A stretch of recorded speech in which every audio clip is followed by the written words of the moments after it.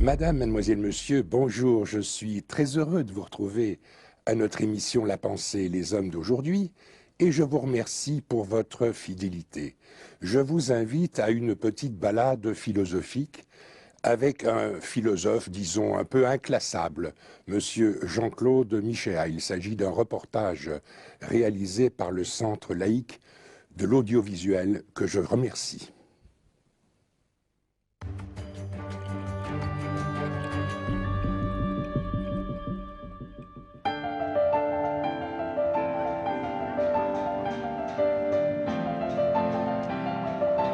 Nous sommes aujourd'hui à Montpellier et je vous propose une rencontre avec le philosophe inclassable Jean-Claude Michéa.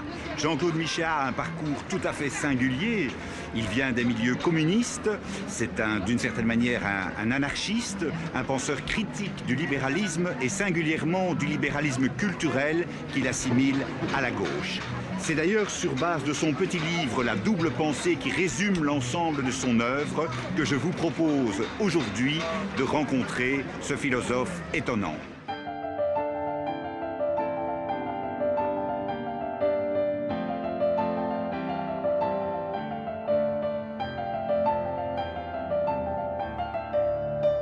Jean-Claude Michéa, grand merci de nous accueillir chez vous, ici à Montpellier. Vous êtes un philosophe que je suis depuis longtemps et que je vous trouve particulièrement intéressant et un peu à contre-courant, je dirais, de la philosophie officielle. D'où venez-vous? D'où vous vient cette manière un peu alternative, un peu inclassable de penser? Dans un beau petit livre, La double pensée, vous racontez un peu votre parcours existentiel. Comment est-ce que vous êtes venu à l'engagement dans la philosophie? Je suis né dans une famille communiste, parents communistes, grands-parents communistes, et avant 1920, toute la dynastie appartenait à ce qu'on appelait les Rouges, en sorte que je fais partie de ces gens qui sont révolutionnaires, si le mot a un sens, par tradition familiale et non pas par révolte d'Ippienne contre le père ou la mère. Alors ça peut expliquer la sensibilité que j'ai à certaines formes de l'esprit conservateur, tout en restant par ailleurs un radical. Et quand on est né dans une famille communiste, parce que le communisme des années 50 et des années 60, c'est pas simplement le stalinisme des dirigeants, c'est une contre-société populaire absolument extraordinaire. Ma vision de l'homme, elle vient en grande partie des trésors de générosité que j'ai vus autour de moi parmi les ouvriers communistes avec lesquels je vivais. D'une certaine manière, les études de philosophie étaient dans le prolongement naturel de cette éducation. Quand j'ai annoncé à mes parents, à 15 ou 16 ans, que je voulais devenir professeur de philosophie, c'était pas pour eux quelque chose qui les terrorisait en disant c'est pas une bonne situation. Ça faisait partie pour des communistes qui avaient le respect extraordinaire des humanités, de la culture et de la philosophie. C'était le prolongement tout à fait naturel de l'engagement politique. Et vous êtes resté professeur de philosophie dans l'enseignement secondaire. Alors, je vous suis n'avez rentré, jamais été... effectivement, je suis devenu professeur en 1972. Et tout de suite, j'ai compris que enseigner la philosophie, ça avait un sens si on l'enseignait à des gens qui n'étaient pas faits pour devenir philosophes. C'est-à-dire qui seraient plus tard boulanger, ouvrier, ingénieur, médecin, plombier, tout ce qu'on veut. Alors que lorsqu'on est universitaire, on enseigne à des gens qui ont déjà choisi de devenir philosophe, et ça ressemble un peu à la boutade de Wittgenstein qui disait « les philosophes écrivent pour les philosophes », c'est un peu comme si les boulangers produisaient du pain pour les boulangers. Je trouvais que c'était beaucoup plus sensé d'enseigner la philosophie à des gens dont l'immense majorité ne deviendrait pas plus tard philosophes, mais pour qui cette formation de la philosophie serait à jamais une boussole toute leur vie. Alors une fois qu'on a cet esprit, et une fois qu'on découvre à quel point enseigner à des jeunes, c'est quelque chose d'à la fois crucial du point de vue social et quelque chose d'enthousiasmant du point de vue psychologique et moral, j'ai passé ma vie comme professeur de lycée et j'ai toujours refusé toutes les promotions. J'ai un jour dépanné un collègue à l'université pendant 3 ou 4 mois. Je me suis aperçu que c'était un monde où les luttes de clans et les luttes pour les places étaient terribles, et mon vieux fond anarchiste, mon vieux refus de parvenir, m'a fait conclure tout de suite que je ne pourrais pas survivre plus de quelques mois dans le milieu universitaire, alors que quand vous êtes dans un lycée, les collègues sont des collègues et ne sont pas des rivaux. La lutte pour le pouvoir dans le lycée est réduite au minimum. Peut-être avoir un meilleur emploi du temps que le collègue, c'est à peu près le seul point sur lequel s'affrontent éventuellement des professeurs du secondaire.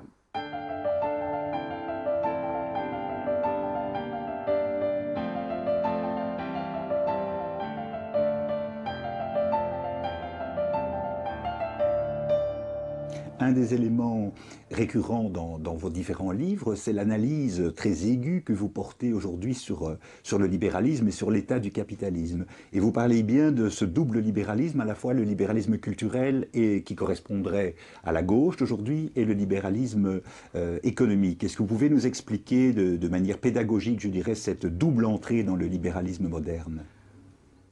D'abord, il y a, disons, deux choses. C'est que le concept de gauche et de droite s'est forgé au XIXe siècle, à une époque où la droite et l'extrême droite, c'était les partis de l'Ancien Régime, qui voulaient maintenir le pouvoir de l'Église ou travailler au retour de l'ancienne monarchie, pendant que la gauche, c'était, comme dit Zola, les hommes de raison et de progrès, qui voulaient en finir avec cette société ancienne et installer une société moderne et de progrès, ce qui fait que la gauche a pendant très longtemps coalisé aussi bien des libéraux, des radicaux que des républicains, pendant que le mouvement socialiste était, lui, à l'origine, relativement indépendant de ce clivage. Marx ne s'est jamais réclamé de la gauche, de son union ou d'un front de gauche. Et ce qui s'est passé au cours du XXe siècle, et notamment ces 30 dernières années, c'est la fin de ce compromis historique qui s'était noué à la fin du XIXe siècle entre cette gauche moderniste, progressiste et libérale et, au lendemain de l'affaire Dreyfus, entre le socialisme, en sorte que notre société est devenue peut-être plus à gauche que jamais sur le plan culturel, plus libérale que jamais, alors que nous sommes plus éloignés que jamais de ce qu'est la critique socialiste du XIXe siècle. Alors, pour répondre strictement à la question, je vais essayer d'être le plus court possible. Le libéralisme, au départ, c'est une doctrine politique qui est née essentiellement au XVIIIe siècle, qui est née dans le contexte de toutes les philosophies modernes. Comment mettre fin à ces guerres de religion qui rendaient la coexistence des hommes impossible, puisqu'on disait de la guerre de religion, c'était une formule du XVIe siècle, que le père se dressait contre le fils et le frère contre le frère. Comment faire en sorte qu'on arrive à définir un mode de société où chacun puisse vivre comme il l'entend, sans être persécuté au nom du vrai, du beau, du bien. Et le libéralisme politique, c'est donc cette idée qu'il faudrait définir, en rupture avec toute la tradition politique médiévale et antique, une forme de gouvernement qui ne prescrivent aucun modèle de vie particulier, en sorte que chacun serait libre de vivre comme il l'entend. C'est ça, c'est la défense de la liberté individuelle. Ça va très bien quelque temps, tant qu'en réalité, les gens s'accordent implicitement sur l'idée de ce qu'est vivre ma liberté sans nuire à autrui. Mais à partir du moment où, en droit pour les libéraux, tous les modes de vie sont au fond l'expression d'un choix arbitraire qui ne concerne que moi, l'idée va progressivement s'installer que tout mode de vie est une construction symbolique arbitraire, que tout critère visant à dire que tel mode de vie est meilleur qu'un autre sur quelque plan que ce soit n'a aucun sens, et on va arriver à produire ces fameux problèmes de société qui sont devenus nôtres ordinaires. Lady Gaga a le droit de penser que le mariage gay est une revendication tout à fait légitime et qu'on nuirait à l'homosexuel si on lui refusait ce mariage. Mais le musulman indonésien est libre de penser que l'apologie du mariage gay nuit profondément à sa dignité de musulman puisqu'elle contredit les paroles des livres sacrés. Résultat, quand Lady Gaga va en Indonésie, le problème se pose. Ou je donne raison aux islamistes en disant c'est leur manière de vivre, elle devrait être tolérante et comprendre que le Coran, etc. Ou c'est l'inverse, et je fais appel à la tolérance des musulmans, mais de toutes les manières possibles, le développement du libéralisme culturel va multiplier ces conflits entre les différents modes de vie. Je mène une campagne contre l'obésité et pour une alimentation saine. Les associations d'obèses vont protester. Et à un moment, ça devient ingérable, en sorte que le libéralisme, quand il se développe au-delà d'un certain seuil, finit par produire une société atomisée, où, comme disait Engels, chacun se replie sur son mode de vie particulier, et où les gens n'ont plus de valeurs communes et partagées qui leur permettraient de ne pas se nuire les uns les autres. On retourne à la guerre de tous contre tous, et d'une certaine manière, la guerre juridique moderne des associations qui portent plainte contre d'autres associations en est l'exemple quotidien. Et alors, si on veut maintenir la paix civile, on va revenir au principe de Voltaire, qui dit « il y a malgré tout une valeur commune entre tous les hommes. Quand il s'agit d'argent, dit Voltaire, tous les hommes sont de la même religion. » En sorte qu'une société où le développement du libéralisme culturel à l'infini, c'est-à-dire l'idée que l'État doit être axiologiquement neutre, c'est-à-dire ne doit rien prescrire sur le plan moral, philosophique ou autre, le seul moyen d'accorder des individus que tout sépare et tout oppose sera leur statut de producteur et de consommateur, et c'est le marché qui va réunir des gens que tout divise par ailleurs. À Montpellier, le samedi après-midi, je vois descendre la rue de la Loge une sorte de manifestation permanente où des gens qui n'ont rien de commun, ni l'accent, ni les manières d'être, de vivre, convergent ensemble vers le Polygone, temple de la consommation, parce que c'est cela qui va leur donner une identité commune.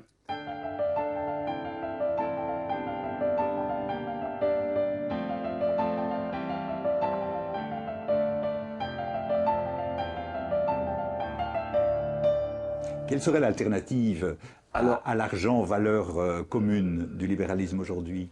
L'alternative, c'est donc, il est clair, ça il faut l'accorder aux libéraux, que toute volonté d'installer un pouvoir qui régnerait au nom de Dieu, au nom d'une idéologie officielle, au nom d'une conception obligatoire du bien, produit le totalitarisme. Orwell serait le premier à reconnaître qu'entre le totalitaire et le libéral, il faudra toujours choisir le libéral, d'où sa position pendant la Seconde Guerre mondiale. Mais ce n'est pas parce qu'on rejette le totalitarisme que ça veut dire qu'il est possible de construire une société dans laquelle aucune valeur morale ou esthétique ou philosophique ne serait partagée. Et l'intérêt de la common decency, c'est ce concept dont je trouve les origines dans l'anthropologie de Marcel Mauss, quand il démontre qu'aussi loin qu'on remonte dans l'humanité, le lien social ne se fonde pas sur le donnant-donnant, mais il se fonde sur ces habitudes de donner, recevoir et rendre, qui ont toujours fondé la vie à l'intérieur de la famille, entre voisins, entre collègues de travail, et il y a des valeurs de générosité, de reconnaissance, de convivialité, qui ne peuvent pas être privatisés intégralement. Ce qui est, encore une fois, le défaut du libéralisme, c'est cette volonté de privatiser les valeurs morales et la philosophie comme on privatise l'eau, l'électricité, l'école. C'est cette même logique qui fonctionne et qui est à l'œuvre dans le libéralisme, encore sorte que chacun est libre d'avoir son esthétique et sa morale, mais aucun pouvoir politique ne peut intervenir, par exemple, au nom d'une conception esthétique, c'est-à-dire de dire que cette zone industrielle défigure le paysage. Je suis libre pour un libéral de le penser à titre privé, mais je n'ai pas le droit de faire de mon esthétique particulière la norme d'une action politique possible, en sorte que tous les problèmes se résoudront par le développement de l'économie et de la croissance, supposé remplacer l'ancienne religion, l'absence de la morale et l'absence de la philosophie.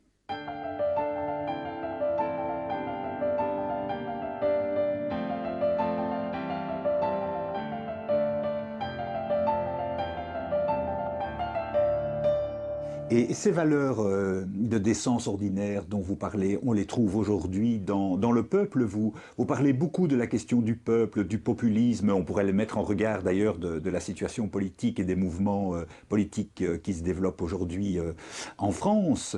Vous dites c'est les élites, et vous citez les deux chiens, les bidochons, les groseilles. Est-ce que eux, d'une certaine manière, peuvent, je dirais, sont la matrice de ces valeurs de décence ordinaire si importantes pour fonder une alternative à la domination de l'argent? Alors, sans idéaliser les classes populaires, puisque évidemment, même dans les classes populaires, hein, les comportements égoïstes peuvent exister, mais globalement, soit on a la chance, comme moi, d'habiter dans un quartier populaire, et on verra que les rapports d'entraide existent beaucoup plus que dans une banlieue résidentielle privilégiée de Montpellier ou d'ailleurs. Mais si on n'a pas cette chance, vous savez que tous les travaux, depuis Godbout au Canada jusqu'aux derniers travaux faits par PIF aux États-Unis, montrent que les comportements altruistes restent massivement répandus dans les quartiers populaires, beaucoup plus que dans les quartiers résidentiels. Et cela peut s'expliquer, c'est là où j'aurais ma sensibilité anarchiste, pour une raison très simple, c'est pas que l'homme des quartiers populaires serait par nature, au sens rousseauiste du terme, un être idéal. C'est un être complexe, capable du meilleur comme du pire, mais il reste dans les quartiers populaires des structures de vie commune, hein, fondées sur l'anthropologie du don, qui, même s'ils sont sérieusement attaqués par la société moderne, rendent encore possible, entre voisins, des rapports d'échange symboliques. En général, quand quelqu'un vient vous demander de lui prêter son échelle, votre premier réflexe n'est pas lui dire « pour 2 heures, ça fera 20 €. Hein, il y a encore cette structure. Tandis que quand vous devenez riche et puissant, ma grande théorie, qui est celle de tout l'anarchisme, c'est que la richesse et le pouvoir nous coupent de nos semblables. À partir du moment où vous accumulez des fortunes qui sont absurdes. Et je tiens à dire que la fortune des grands footballeurs ou des patrons du CAC 40 est finalement moins indécente qu'absurde. Parce que quand un footballeur se met en grève pour passer de 200 000 € par mois à 300 000, moi je dis, mais qu'est-ce que ça change dans la vie quotidienne d'avoir 300 000 € ou 200 000 € par mois, puisqu'on ne peut pas les dépenser hein, de toute façon. En revanche, ça permet d'être dans un monde où je peux dépenser sans compter, où tous mes caprices peuvent être satisfaits, et où donc ni l'autre, ni la réalité ne viennent faire résistance à mes fantasmes qui seront infantiles. C'est pourquoi, dès qu'on monte dans la société, l'oxygène moral se raréfie, hein, et il est beaucoup plus difficile à un homme riche et à un homme puissant de conserver ce bon sens et cette common decency qui sont encouragés non pas par la nature des simples travailleurs, mais par leurs conditions d'existence. Quand vous vivez avec 1 200 € par mois, la réalité est là pour vous mettre du plomb dans la tête. Vous ne pouvez pas vivre hein, comme un narcisse qui vit comme un éternel adolescent selon ses grands caprices. Et c'est pourquoi, dans un quartier populaire, même si vous rencontrez des gens qui sont déjà animés par la volonté de parvenir ou autre, il ne s'agit pas encore une fois de les idéaliser, dans l'ensemble, on rencontre beaucoup plus de bon sens et de décence commune que dans une réunion des patrons du CAC 40. Hein. C'est Claudio Magris qui disait en Italie, c'est une chose simple à reconnaître, mais on entend beaucoup moins d'âneries dans un autobus qu'à la télévision. Je ne dis pas ça pour vous, mais c'est dans le milieu des élites. Tout à fait. Et ça explique aussi pour vous cette réaction, je dirais, politique, plus radicale aujourd'hui par rapport à ces valeurs qui sont au fond les valeurs de l'establishment à Paris. C'est-à-dire que plus la logique libérale se développe, et plus, comme le disait il n'y a pas très longtemps un des dirigeants européens, qu'il va falloir choisir entre le marché ou le peuple, hein, il est clair que le développement du libéralisme rend de moins en moins acceptable pour les élites l'intervention du peuple. On l'a bien vu lors du référendum de 2005, qui aurait choqué même les politiciens les plus conservateurs d'il y a 40 ou 50 ans, où l'on passe allègrement sur le vote de la majorité. C'était le sens d'ailleurs des travaux au début des années 70 de la trilatérale, quand elle disait que nous en sommes arrivés à un stade de l'économie de marché où ce qu'il faudrait pour qu'elle fonctionne, c'est l'apathie des individus qui devraient alors se transformer en consommateurs, c'est-à-dire qu'ils devraient être au fond souverains en tant que consommateurs, souveraineté qui est d'ailleurs largement un mythe à l'ère de la publicité, et pour le reste, laisser les experts décider, car la politique et l'économie sont des sciences trop compliquées pour le peuple, sachant que la politique n'est pas une science et l'économie a un statut actuel comparable à l'astrologie de la Renaissance.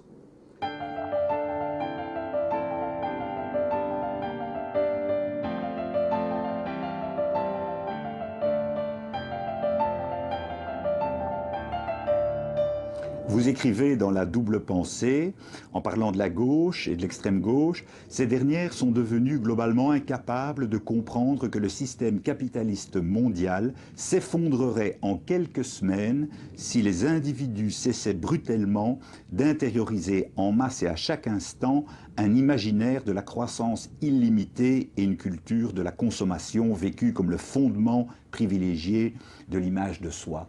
C'est une critique, je dirais, anthropologique profonde du mythe de la croissance, le refus du « c'était mieux avant », ce qui est le thème de votre complexe d'Orphée. Vous cernez le point central de tous les problèmes de la gauche moderne. Dans sa première phase, le capitalisme n'est pas encore une société de consommation, ce qui fait que l'on doit payer l'ouvrier de l'époque de Marx de la manière minimale, parce qu'on ne voit pas en lui un consommateur. Tout changera au XXe siècle. Vous connaissez la formule de Ford « Je paye bien mes ouvriers pour qu'ils puissent acheter la voiture qu'ils ont produite ». Formule d'ailleurs qui est ambiguë, parce que si on les payait exactement pour le travail qu'ils ont produit, le patron ne ferait aucun bénéfice. Et le seul moyen de résoudre cette contradiction, c'est le crédit, ce qui fait que l'endettement va devenir le moteur du capitalisme. Mais ce que la gauche ne comprend pas, c'est qu'à partir du moment où on rentre, en gros, à partir des années 20, dans une société de la consommation et de la croissance perpétuelle, le capitalisme n'est plus simplement un système économique, il devient un fait social total et il ne pourrait pas fonctionner si les gens n'intériorisent pas une culture de la consommation et si en face, il n'y a pas un mode de croissance correspondant. D'où, effectivement, l'ambiguïté de la croissance. Tout le monde parle de la croissance comme si c'était un phénomène naturel, alors qu'elle est l'autre nom de l'accumulation du capital, ce qui veut dire qu'on ne produit pas des biens et des services parce qu'ils répondent à des besoins humains, mais parce qu'ils permettent de dégager du profit et de donner lieu à des transactions monétaires. Si un village vit en autosubsistance à partir de ses potagers, à partir du moment où il n'y a pas d'échange marchand, on dira que son taux de croissance est égal à 0. Inversement, prenons l'un des moteurs de la croissance, l'obsolescence programmée. Ça commence à partir de 1925 avec le cartel des fabricants d'ampoules électriques. Si l'on veut que les gens consomment, il faut que les objets qu'ils achètent tombent en panne régulièrement. Je suppose que vos téléspectateurs connaissent le problème. Ils ont acheté un frigo qui doit tomber en panne au bout de 7 ans, l'ordinateur devra être changé au bout de, etc. Il est clair que l'obsolescence programmée est un des moteurs de la croissance. Personne ne dira pour autant que cette obsolescence programmée aide par conséquent au pouvoir d'achat des gens qui doivent tous les 3 ans ou tous les 5 ans racheter tel appareil supposé indispensable. On voit bien, rien qu'à partir de l'exemple de l'obsolescence programmée, que la notion de croissance est tout sauf neutre. Inversement, malgré tous les défauts du stalinisme, l'Allemagne de l'Est était capable de produire des appareils électroménagers qui duraient toute une vie. Et l'une des premières choses que les compagnies occidentales ont faites après la chute du mur de Berlin, c'est de privatiser les entreprises allemandes qui produisaient de l'électroménager durant toute une vie, et de détruire les brevets pour faire fabriquer dans ces usines des objets qui tomberaient en panne, parce que c'est bon pour la croissance. Mais une société qui, à l'époque où une ampoule électrique peut durer 100 000 heures, toute une vie. Vous connaissez l'histoire de cette ampoule d'une caserne de Californie, mise en place à la fin du 19e siècle et qui est toujours efficace. Et à l'époque où on peut faire ça, que la logique de la croissance et du système oblige les ingénieurs à faire du sabotage pour qu'elle dure uniquement 1000 heures. Rappelez-vous que dans l'anarcho-syndicalisme, Émile Pouget vantait le sabotage, mais avec l'obsolescence programmée, les capitalistes ont réussi à détourner cette idée, puisque une partie du rôle des ingénieurs et des scientifiques n'est pas de produire des choses qui soulagent la peine des hommes et rendent leur vie plus heureuse ou plus facile, c'est, sachant que tel objet pourrait durer toute une vie, mettons notre intelligence à l'œuvre pour arriver à le faire durer 2 ans ou 3 ans. Si le sort de nos sociétés dépend d'une croissance fondée sur de tels principes, et je pourrais en prendre d'autres, il est évident qu'une catastrophe naturelle, les limites de la un biosphère, pétrolier qui échoue sur les côtes de Bretagne, c'est bon pour la croissance, comme on disait autrefois, ça fait marcher le commerce. Et lorsqu'il y a cette disjonction entre le mouvement de l'économie, le bon sens et la common sense, et en plus, dans un cadre où les besoins humains fondamentaux de la majorité des hommes qui composent l'humanité ne sont pas satisfaits, on est dans un monde absurde. Et cette critique que font les décroissants ou les déglobalisateurs qui commencent à apparaître, elle n'est jamais reprise en compte par les experts officiels de l'économie qui défilent en boucle sur les scènes de la télévision. Merci beaucoup, Jean-Claude Michéa, pour cet entretien.